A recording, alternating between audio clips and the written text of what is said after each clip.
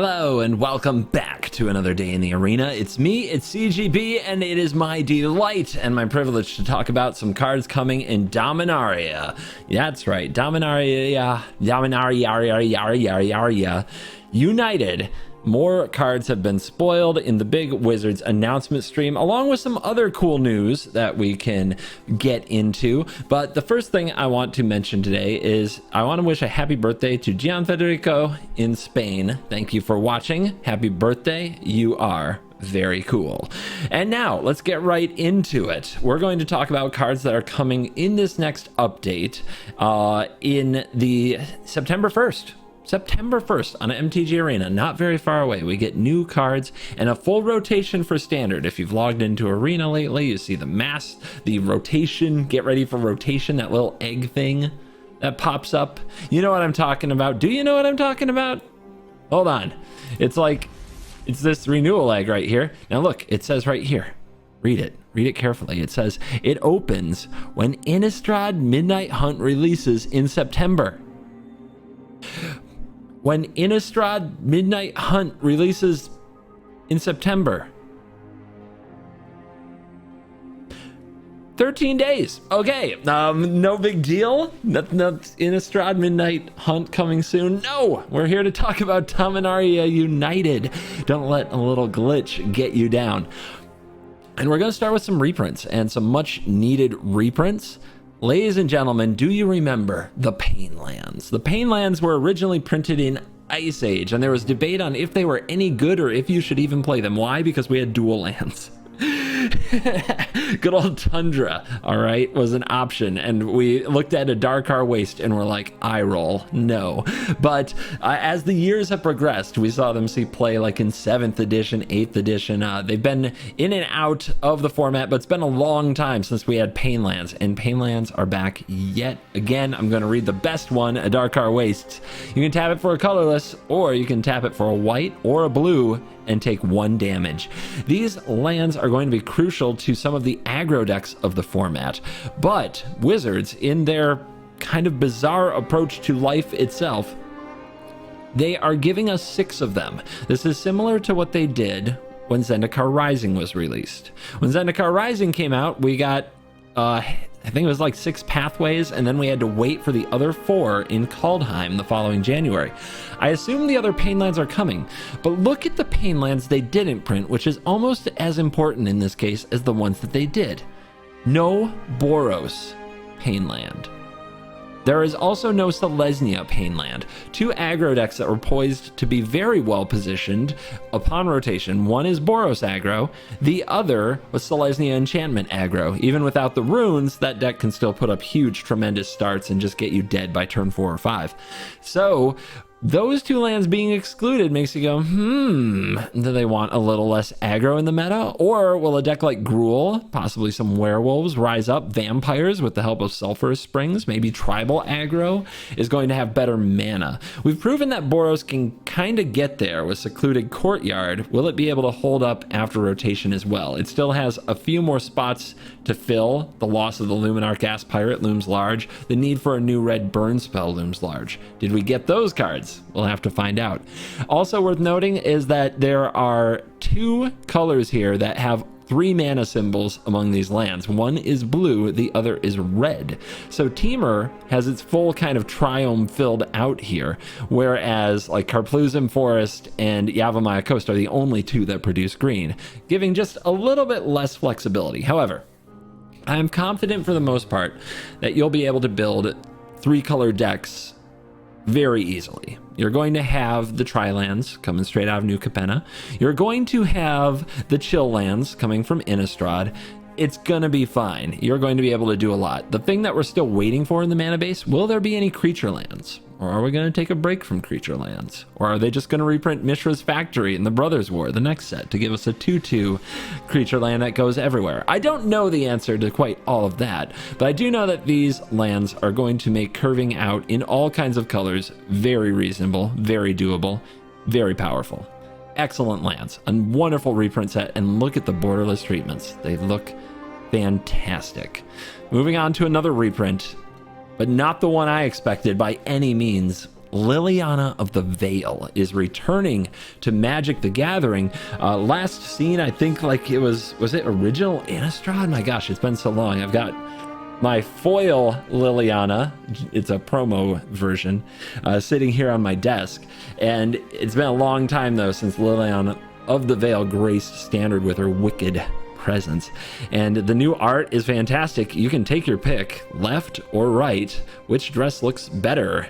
It's a fun game to play, I promise you that. And if you've never seen this card before, it's 1 in a black +1. Each player discards a card. -2, target player sacrifices a creature. -6, fact or fiction their table. Separate all permanents target player controls into 2 piles. That player sacrifices all permanents in the pile of their choice.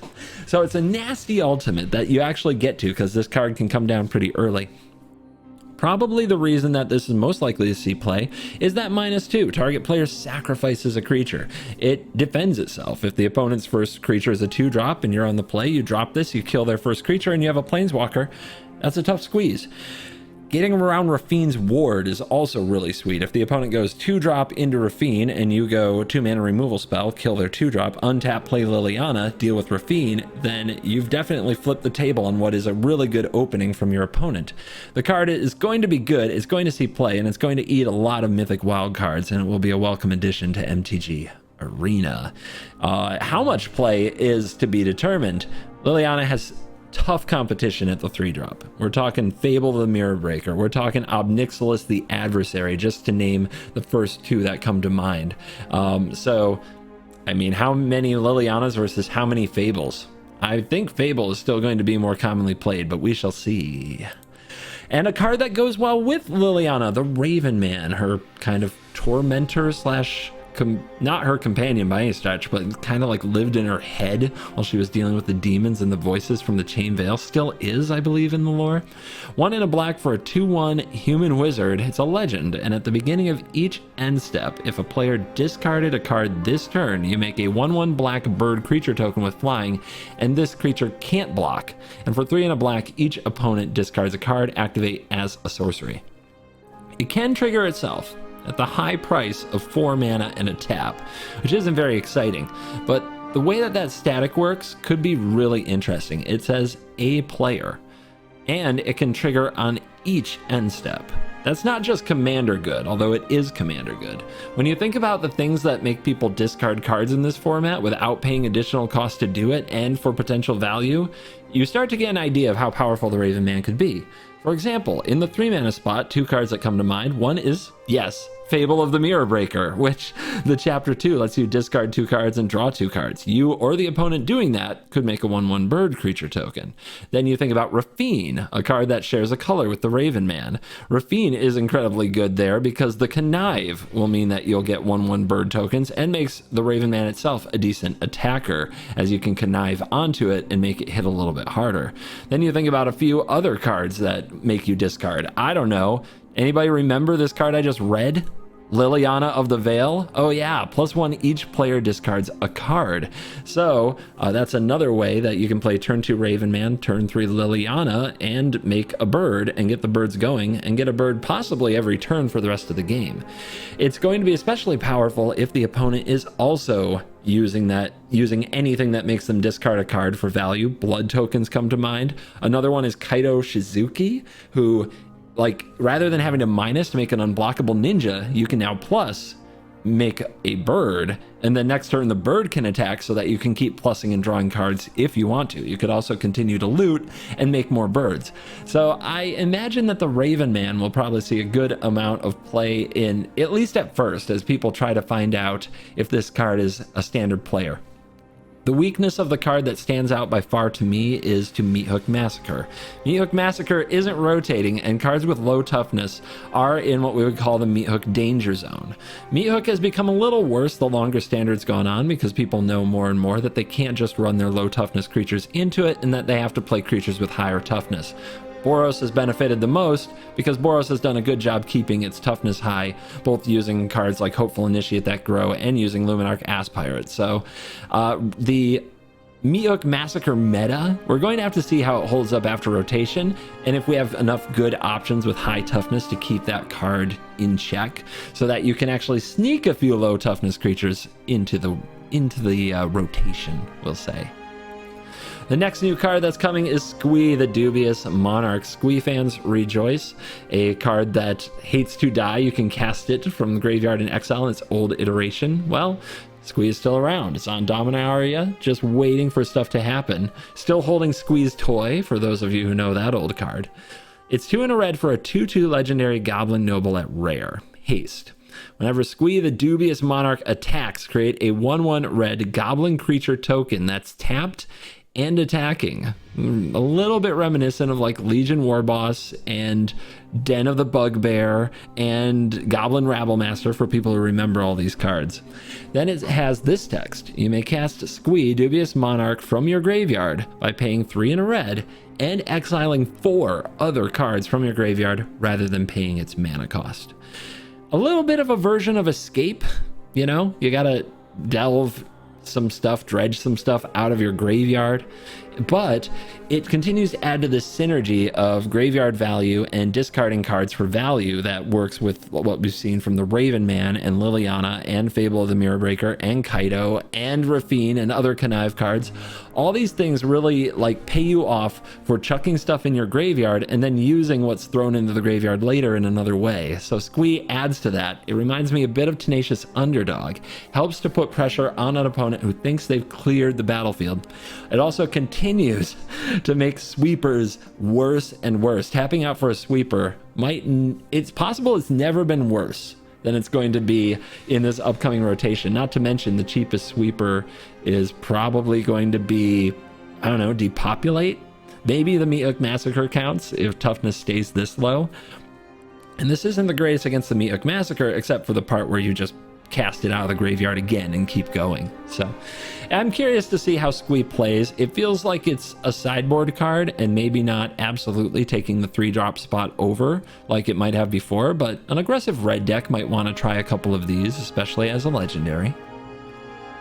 Jhoira, Ageless Innovator. Isn't quite dead, but it looks like it's getting a new identity. This is a 2/3 Human Artificer at rare. You tap this for 2 Ingenuity counters, and then you may put an artifact card with mana value X or less from your hand onto the battlefield, where X is the number of Ingenuity counters on Jhoira. So, on its own, 2 mana for a 2/3 body. It takes a spot on the battlefield. It's legendary. All legendary cards, and trust me, there's a lot of them, reduce the cost of your channel lands, for example, which could, who knows, come up. But for me, I look at this card and I immediately think that if there are artifact lands, Jhoira can ramp you. That's pretty cool. Jhoira can also sneak out a Reckoner Bankbuster, and then you can draw a card with it the same turn that you sneak it out if you don't do anything else with your mana. But I mean, it doesn't sound terrible to put Jhoira out there on turn 2, and then on turn 3 pass holding up counter magic or other interaction, or tap Jhoira and then sneak out some kind of an artifact, Reckoner Bankbuster still being the one that comes to mind the most. But with all the graveyard stuff going on, maybe Unlicensed Hearse deserves a mention. And then the next turn, after getting that for free, you really get to start using mana as you tap this and put out possibly a 4-drop? I'd say Asika's Chariot, but it's rotating. Still, there will probably be something to take its place soon. So this is a powerful mana cheating machine that might be a kill on sight if enough good artifacts are printed. Next up is Zur, Eternal Schemer. We go from a legendary creature focused on artifacts to a legendary creature focused on enchantments. This is an Esper for a 1/4 flying. Enchantment creatures you control have Death Touch, Lifelink, and Hexproof. And you might wonder, what good enchantment creatures are we playing in Esper? Well, for 1 and a white, this ability reads that target non-aura enchantment you control becomes a creature in addition to its other types and has base power and base toughness each equal to its mana value. Yeah, what I am here to report is that your Hallowed Haunting has become a 4/4 Death Touch, Lifelink, Hexproof creature for just 2 mana. It will continue to trigger, it keeps all its abilities, and if you think it is only going to be a creature until the end of turn, read the card again. It doesn't say until end of turn. It just is a 4/4 Death Touch, lifelink hexproof as long as you control Xur. That is messed up, and as each enchantment is printed, we'll have to think of more and more ways that this card works with those. It has to be a non-aura, because that would just cause rules to explode, but turning your sagas into creatures sounds a little saucy, even though they still die when the last saga counter goes away. Yeah, this card is definitely going to have interesting build around me type applications. And the body, you know, for 3 mana, even without the ward taken into account, Rafine has proven that's kind of hard to kill something that's a 3-drop in this mana value. So I am curious to see if an enchantment deck comes out of Esper featuring Xur, the Eternal Schemer, who has apparently figured out how to be an immortal. Next up is Sol'Kanar the Tainted. This is a Grixis 2, 5 mana total, 5/5 Elemental Demon Mythic. And for fans of Demonic Pact, a card that is currently historic legal, you're gonna love this. At the beginning of your end step, choose one that hasn't been chosen. Draw a card. Each opponent loses 2 life and you gain 2 life. This card deals 3 damage to up to 1 other target creature or planeswalker, or exile this card and return it to the battlefield under an opponent's control. Some debate on this one. You're paying 5 mana for a card. Does it have immediate impact on the battlefield? If the opponent isn't holding up removal, if you are pressuring them in any way and forcing them to make plays, then in theory, because it happens on your end step, not the beginning of your next upkeep, similar to the Pact, like, or when it ETBs, actually, that's what Pact does. That's why Pact is actually really good. This gives you a little window to interact with it, which is something that people will have to learn to watch for. But I mean, for 5 mana, 5/5, draw a card, or drain, or deal 3 to something. If you get an end step trigger with this, and I think most of the time you'll be able to, this card is dangerous and very, very good. I also don't know how the opponent is going to survive until you get to the 4th option, where you exile it and return to the battlefield under their control. If you're doing anything of note, like, if you pressure your opponent, like, they're going to have to deal with this. What are they going to do? Brutal Cathar it? I mean, I'll gladly kill their Brutal Cathar, get it back, and use more of the abilities. It would feel so bad. Not only that, you can play cards like Fading Hope, or just return this to your hand. Flicker effects let you reset its abilities. So there are a number of ways to avoid giving your opponent the pleasure of Sol'Kanar the Tainted. And this Elemental Demon is, I think, going to be a real player. I think it's a lot better than it looks. It probably won't be a 4 of, and it's a mythic, so that's a good thing. But I'm thinking like 2 of them in some kind of Grixis mid-range or control list will be a pretty popular play. Soul of Windgrace. Here we go. Lord Windgrace is a super popular commander. Well, his soul is still lurking around on Dominaria and is really pretty in the northern lights like sky. So this is 1 and a Jund, 4 mana total, for a 5/4 cat avatar mythic, and whenever the Soul of Windgrace enters the battlefield or attacks, you may put a land card from a graveyard onto the battlefield tapped under your control. For a green, you discard a land card, you gain 3 life. For 1 and a red, you discard a land card, you draw a card. For 2 and a black, discard a land card. Soul of Windgrace gains indestructible, tap it. So card advantage, life gain, and a way, not really card advantage, but kind of card advantage, because the idea is that you discard your land cards, and then when you play another Soul of Windgrace or attack with your current Soul of Windgrace, you return the lands from the battlefield, from the graveyard to the battlefield tapped.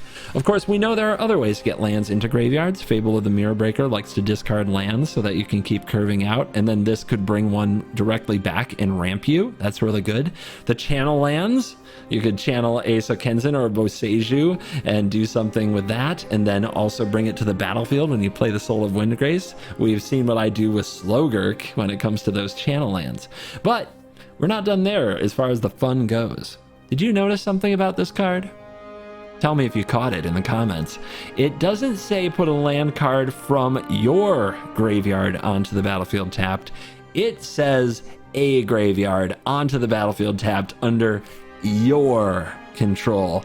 This cat avatar can rob graveyards. If your opponent has done any of the things we mentioned, or used Connive from Rafine, or looted with Kaido Shizuki and dropped a land into their graveyard, or if you've used the land that is not rotating, Field of Ruin, to blow up one of their lands and put a land in your graveyard, then when you play Soul of Windgrace, you can rob their graveyard.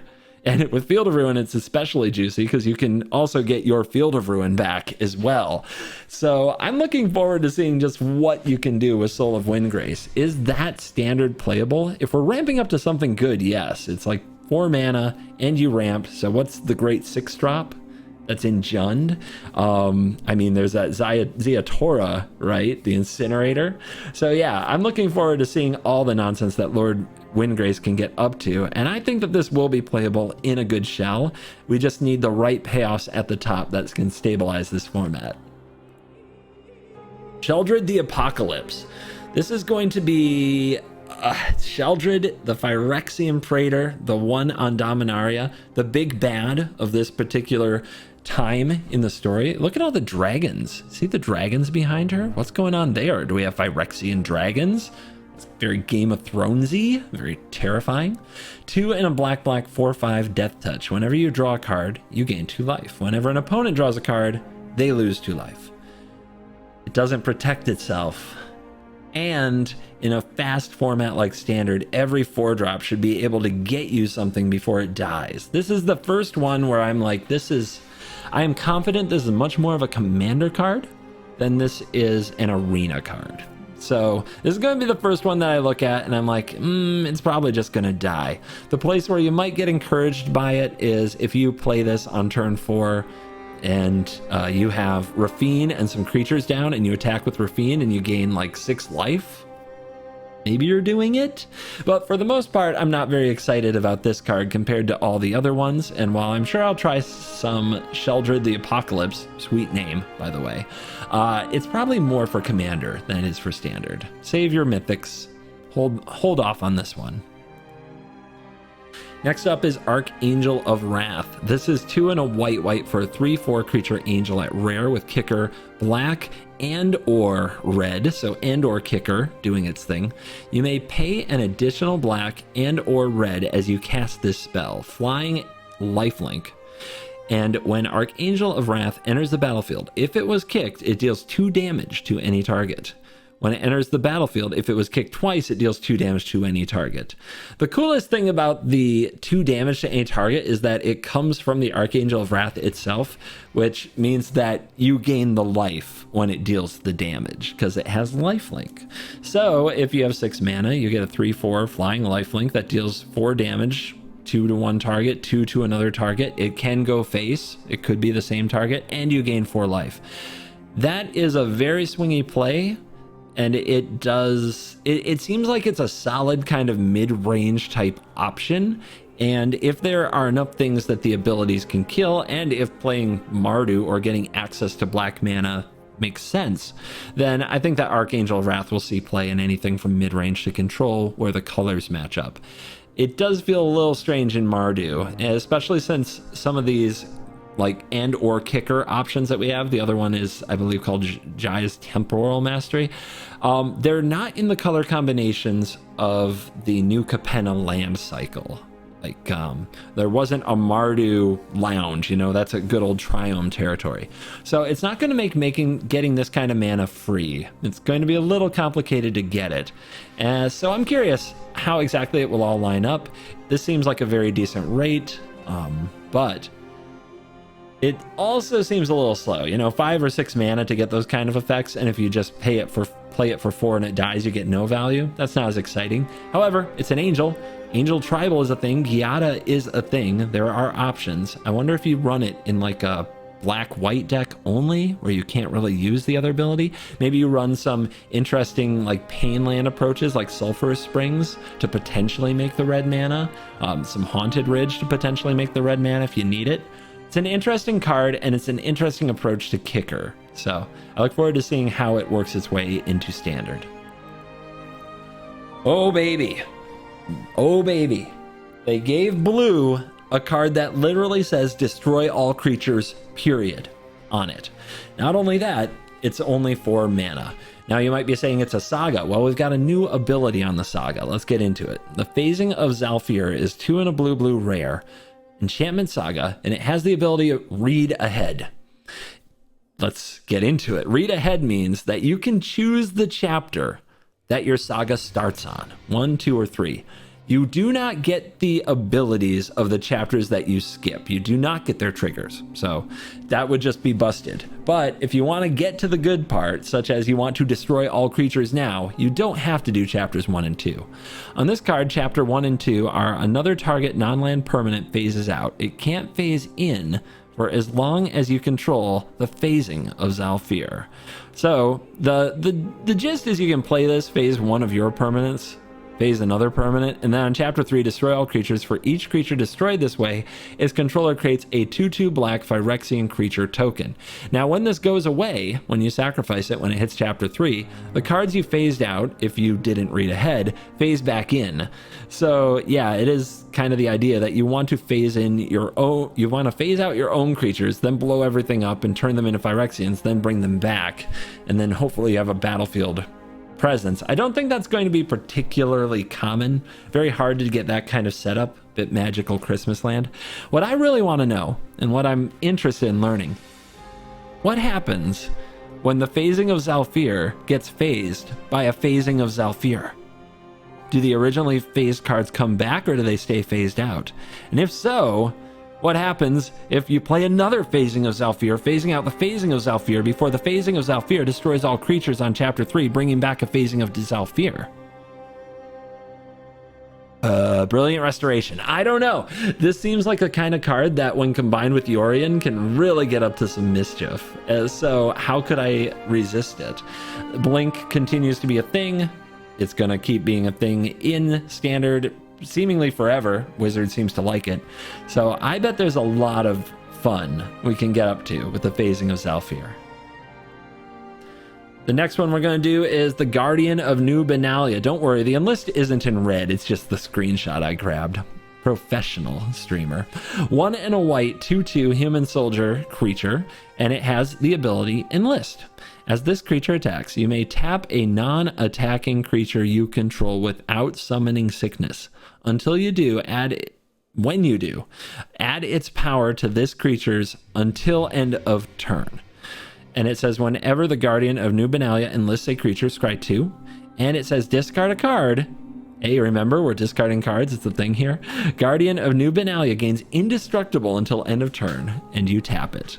So once again, it plays well with the Raven Man. It plays well with things that you want in the graveyard. It gains indestructible. It's hard to deal with. It's only 2 mana. It's a rare. Is this the new Luminar Gas Pirate? Is this the annoying 2 mana white creature that we're all fearing and that we know we're going to lose a lot of games to on ladder? It's interesting. Like this card, you can see would probably play very good in mono white, where I don't know, just about any small creature that is now outclassed in combat can stay home. You can tap it to enlist, and then you can attack with a larger Guardian of New Benalia. That it makes you get to scry 2, and if they trade, like you made your creature a 3/3 just big enough to spar with their 3/3, you can discard a card to gain indestructible. Very versatile. I think it goes well in mono white aggro. I think it's interesting that I don't know if this card is any good in Boros. There's the flexibility, sure. You can tap your Sunrise Cavalier, Sundown Cavalier, and attack with a 5/5. That seems pretty good. But that means your Sundown Cavalier, your Sunrise Cavalier didn't attack. It has haste. So, yeah. I guess you could do it the turn, like you could attack with this as a 5/5 if the opponent has a blocker that could block the Cavalier or something. Maybe that versatility gets it there. Maybe the Scry 2 gets it there. I'm a little more skeptical of this card. I think it's better for mono white and worse for a deck like Boros, but I could be wrong, and Boros does need a 2-drop. Boros would prefer it to be a human because they would really like to run Secluded Courtyard since they're not getting a Pain land, not yet. So maybe this is our 2-drop. Considering it's already a rare, I doubt there'll be another great white 2-drop in the set. Maybe there'll be a good red one. We'll just have to wait and see. This doesn't really pass the Meathook Massacre test, which is a major strike against it, and something that Luminarch Aspirant was doing a very good job of, low-key. Moving those +1/+1 counters around often meant that a creature would survive Meathook Massacre and offset the damage loss, which is what kept Boros competitive, in my opinion. So we'll see if the Guardian of New Benalia is up to fill those very large shoes. So those are the new cards I'm going to talk about today. There are some other ones revealed, which of course you can check out on spoiler websites. I plan to talk about any of the cards I find particularly interesting here on the channel with videos like this for the next few weeks. I'm not going to exile gameplay completely from the channel, but I plan to talk about a lot of new cards because I'm way more hyped about those than the cards I've already played a good amount of. And I like talking about cards. I really like talking about cards. I had a podcast that did it and I missed the podcast. So this is my sort of podcasting outlet, and you guys really liked the last video that I did on the new cards, even though I was like 5 days late doing it. So thank you in general for watching and staying to the end of these videos. It means a lot to me. Leave me comments of cards you would like me to cover as spoiler season goes on. And there are 2 more bits I wanted to mention. The release calendar. They announced the release calendar. I forgot to grab a screenshot, so you're just gonna have to take my verbal word for it. But they're doing 4 sets on Dominaria, including some like the prologue. So it's like they have in this fall is the Brothers War.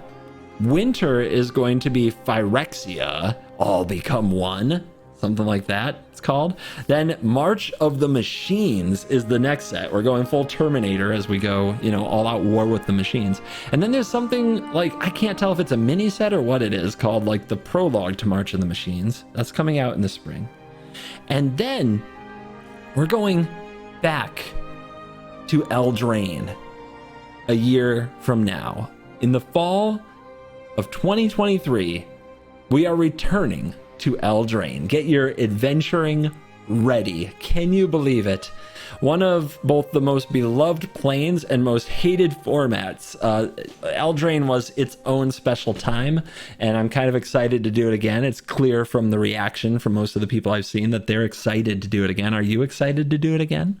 We're gonna find out. And then finally, the last revealed plane was for winter of 2024, the first set of 2024. Ixalan. We're going back to Ixalan. Dinos, vampires, merfolk, pirates, but mostly dinos. You can tell I'm geeked. So the future of Magic looks bright. I can't wait to play with some new cards starting on September 1st, and I believe there's an early access 2 days before that you might get to see some content from, starting as early as probably the 31st. So here we go, baby. Dominaria. The cards are being revealed. We can start brewing decks. We can start getting ready to craft some stuff, save up those wild cards. Tell me what cards you're most excited for, what decks you are going to be building first. I'm actually reading a lot of comments here and enjoying the hype, so thank you very much for watching these videos, for staying till the end. It's appreciated. As always, I will see you in the next video. You're cool.